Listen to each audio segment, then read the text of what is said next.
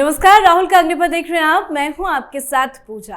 राहुल गांधी इन दिनों यूपी में कांग्रेस संगठन को मजबूत करने के मिशन पर निकले हैं, लेकिन उनका ये दौरा अब कांग्रेस की अंदरूनी कलह और गुटबाजी का सबसे बड़ा उदाहरण बनता जा रहा है। रायबरेली अमेठी के दौरे के दौरान जो तस्वीरें सामने आई है, उन्होंने साफ कर दिया कि यूपी कांग्रेस अंदर से बुरी तरह से बटी हुई है। राहुल गांधी संगठन को जोड़ने निकले थे, लेकिन उनके दौरे ने पार्टी की टूट और नेताओं की नाराजगी को खुलकर सामने ला दिया। दरअसल लखनऊ एयरपोर्ट पर सबसे बड़ा सियासी ड्रामा तब देखने को मिला जब कांग्रेस के पूर्व प्रदेश अध्यक्ष और बड़े ओवैसी चेहरे अजय कुमार लल्लू को राहुल गांधी के स्वागत के लिए एयरपोर्ट एंट्री पास तक नहीं मिला। पार्टी के पुराने नेता एयरपोर्ट के बाहर खड़े रह गए और अंदर नए नेताओं की एंट्री होती रही। इस घटना ने साफ संकेत दिया कि यूपी कांग्रेस में पुराने और नए नेतृत्व के बीच में खींचतान चरम पर पहुंच चुकी है। दूसरी तरफ अमेठी में भी कांग्रेस की मुश्किलें बढ़ी। राहुल गांधी के पहुंचने से ठीक पहले कांग्रेस सांसद किशोरी लाल शर्मा के खिलाफ जगह जगह पोस्टर लग गए। पोस्टरों में पूछा गया 2 साल में आखिरी किया क्या, तो वहीं राहुल गांधी ने मंच से बीजेपी पर हमला बोला। पीएम मोदी अमित शाह को गद्दार बताया। राहुल गांधी ने कहा कि नरेंद्र मोदी ने हिंदुस्तान के आर्थिक सिस्टम को बेच दिया है। उसने अडानी को, अंबानी को और अमेरिका को हिंदुस्तान का आर्थिक सिस्टम पकड़ा दिया है। अब आर्थिक तूफान आ रहा है और नरेंद्र मोदी और हिंदुस्तान की सरकार आपको नहीं बचा पाएगी। 1 महीने के अंदर नरेंद्र मोदी टीवी पर आकर हाथ जोड़ेंगे। राहुल गांधी ने पीएम के विदेश दौरे पर भी सवाल किया। मेलोडी गिफ्ट को लेकर भी तंज कसा। तो आज इन्हीं तमाम खबरों पे चर्चा करेंगे। मेरे साथ स्टूडियो में मौजूद हैं कैपिटल टीवी के एग्जीक्यूटिव एडिटर राजीव जी। सर, आपका बहुत बहुत स्वागत है। सबसे पहले राहुल गांधी के यूपी दौरे को लेकर चर्चा कर लेते हैं। कैसे रायबरेली हो या अमेठी, दोनों जगह राहुल गांधी बुरे फंसे। देखिए, जिस तरीके से उत्तर प्रदेश की यात्रा पर राहुल गांधी गए, ये राहुल गांधी का अग्निपथ के बदले कांग्रेस का विनाश पथ दिखाई पड़ रहा है, क्योंकि कंफ्यूजन एजेंडे को लेकर, कंफ्यूजन मुद्दे को लेकर और कंफ्यूजन संगठन को लेकर।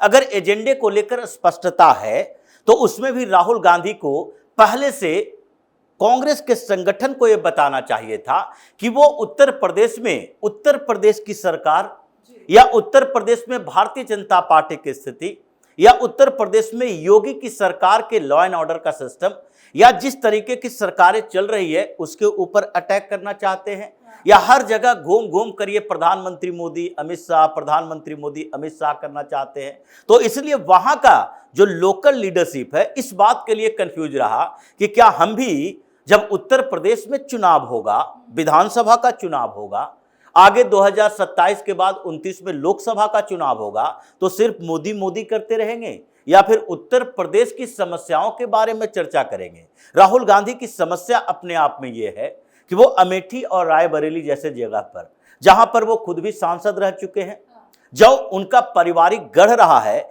वहां पर भी जाने के बाद स्थानीय समस्या से अपने आप को जोड़ नहीं पाते, बल्कि वो एक अवधारणा लेकर चले हैं कि प्रधानमंत्री मोदी को उनके आर्थिक नीतियों के ऊपर हमला करेंगे और उससे लोग खुश हो जाएंगे, तालियां बजाएंगे।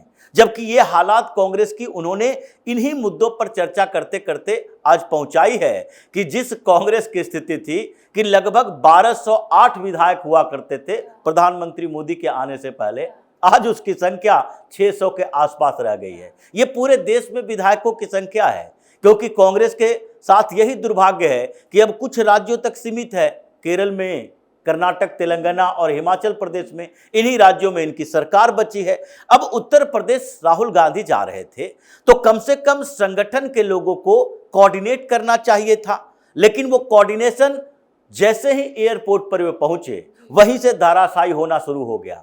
यह देखने को मिला कि पुराने लोग, जो प्रियंका वाड्रा के सबसे करीबी नेता अजय कुमार लल्लू जब प्रदेश अध्यक्ष हुआ करते थे तो उत्तर प्रदेश प्रियंका वाड्रा के हाथों में थी और प्रियंका वाड्रा के सबसे करीबी नेता माने जाते थे, और इन्होंने चुनाव लड़वाया, संगठन को मजबूत किया, कई आंदोलन खड़े किए, लेकिन उस अजय कुमार लल्लू को अब दरकिनार ऐसा कर दिया गया कि इनके लिए एयरपोर्ट के एंट्री पास भी नहीं मिली। इनके सारे समर्थक लोग बाहर में खड़े हैं और फिर वहां जाने की इजाजत नहीं है, तो इन लोगों ने तमाशा खड़ा कर दिया, यानी एयरपोर्ट से हंगामा शुरू हुआ। वहां पर कांग्रेस के लोगों ने बाहर में ही नारेबाजी कांग्रेस के खिलाफ की। जैसे ही राहुल गांधी बाहर निकले, उनके गाड़ी को घेर लिया गया और मजबूरी में राहुल गांधी को गाड़ी का शीशा नीचे करना पड़ा कार का, और उनसे बातचीत करनी पड़ी। वो चाहते नहीं थे, लेकिन जब हंगामा शुरू हुआ तो उनको मजबूरी में बातचीत करना पड़ा अजय कुमार लल्लू से। और उसके बाद वो जैसे ही आगे बढ़े तो रायबरेली में 3 मीटिंग, और तीनों में कांग्रेस के खिलाफ प्रदर्शन, राहुल गांधी के खिलाफ नारेबाजी लगी इस बात को लेकर कि आप 2 दिन 1 दिन के दौरे पर आते हो और जिसे आपने लोकसभा प्रतिनिधि बनाया है, यानी कि जो लोकसभा क्षेत्र का प्रतिनिधि है राहुल गांधी का, जो वहां के लोकल देखता है, क्षेत्र की समस्याएं देखता है, वो खुद ही राहुल गांधी अपने आप को समझता है। वो यहां पर ध्यान नहीं देता, कांग्रेस के लोगों से मुलाकात नहीं करता। उसको लगता है कि अगली बार राहुल गांधी का चांस यहां से खत्म हुआ तो इस 5 साल के दौरान जितना लूटपाट हो सके सांसद निधि के फंड से, डेवलपमेंट के कामों से, वो कर लो। यानी कि करप्शन रायबरेली में कांग्रेस के अंदर बंटवारा गुटबाजी का एक बड़ी वजह बन गई है। तो 2-3 मीटिंग में राहुल गांधी की समस्याएं वहां पर देखने को मिली। वो वहां से सोचे कि नहीं नहीं, अमेठी भी देख लेते हैं, क्योंकि हो सकता है कि अमेठी से अगली बार चुनाव लड़ लें। एक बार हारे तो वहां से भागकर रायबरेली गए, और उसके बाद जब किशोरी लाल के खिलाफ ये एंटी इनकम्बेंसी चल रहा है तो हो सकता है कि वहां से चेहरा फिर बदले तो अमेठी से चांसेस बन जाए। लेकिन अमेठी में भी वही स्थिति बनी। जैसे ही राहुल गांधी का काफिला गुजरा है और हर जगह पर ये पोस्टर लगे हुए हैं, 2 साल में क्या किया किशोरी लाल, ये किशोरी को लाल बना दिया गया राहुल गांधी का, और हर जगह विरोध प्रदर्शन वैसे ही होते रहे कि राहुल गांधी यहां से सांसद थे तभी भी वही स्थिति, और किशोरी लाल को अपना सांसद बनाया तो भी वही स्थिति है। तो जो विरोध प्रदर्शन दोनों जिलों में हुए हैं, उससे लगता है कि पिछली बार तो अमेठी रायबरेली दोनों जीत गए थे, लेकिन इस बार चांसेस नहीं है। और यही वजह है कि जब राहुल गांधी उत्तर प्रदेश में, तो उसी समय एक दलितों का प्रतिनिधिमंडल जाता है मायावती से मुलाकात करने के लिए। हाँ। क्योंकि नहीं अभी दलित वोट की जरूरत है, राहुल गांधी को भी दलित वोट चाहिए। तो इसलिए कम से कम कुछ ना हो तो कुछ क्षेत्रों में हम एक दूसरे से गठबंधन कर ले, यानी कि बाहरी समर्थन कर दे। चुनाव के समय रायबरेली और अमेठी जैसे पहले परंपराएं इन लोगों ने बनाई थी कि अगर रायबरेली से सोनिया गांधी चुनाव लड़ रही है तो समाजवादी पार्टी अपना कैंडिडेट ना खड़ा करे, या अमेठी से राहुल गांधी लड़ रहे हैं तो समाजवादी पार्टी या बसपा अपना कैंडिडेट खड़ा ना करे। तो ये स्थितियां फिर से बनाने की कोशिश कर रहे हैं, इसलिए कि इंडी गठबंधन एक होकर भारतीय जनता पार्टी के खिलाफ चुनाव लड़े, दलित वोट इकट्ठा हो, ओबीसी में सेंधमारी हो और मुस्लिम वोट पूरा का पूरा हमारे साथ आए। ये गठबंधन की जो संभावना थी, मायावती ने मुलाकात तक नहीं किया, सीधे कहा धक्के मारकर बाहर कर दो। ये लोग राहुल गांधी के लोग हैं जो सबसे बड़ा धोखेबाज और गद्दार है। वो राहुल गांधी से मोह भंग उसी समय हो गया जब राजस्थान में चुनाव हुआ, 6 विधायक बसपा के हुए और अनकंडीशनल सपोर्ट दिया सरकार को, गहलोत की सरकार को बिना शर्त सपोर्ट, एक भी मंत्री नहीं बनाया। लेकिन 6 के 6 विधायक जो थे वो 1 साल के अंदर 6 विधायकों को तोड़कर अपनी पार्टी में मिला लिया। मायावती का रिकॉर्ड हो गया 0।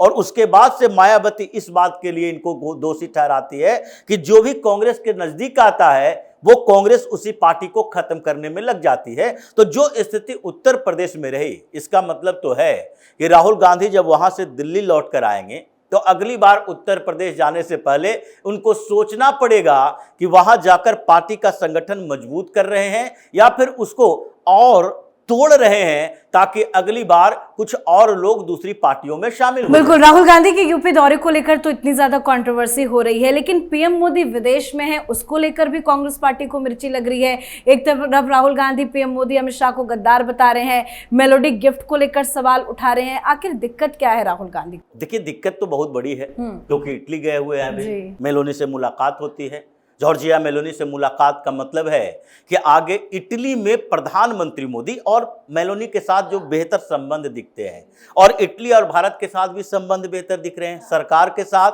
व्यक्ति के साथ। और इन संबंधों से सबसे ज्यादा परेशानी किसको होगी? सोनिया गांधी राहुल गांधी को, क्योंकि सोनिया गांधी राहुल गांधी का यूरोप में बेस कहाँ है? इटली में।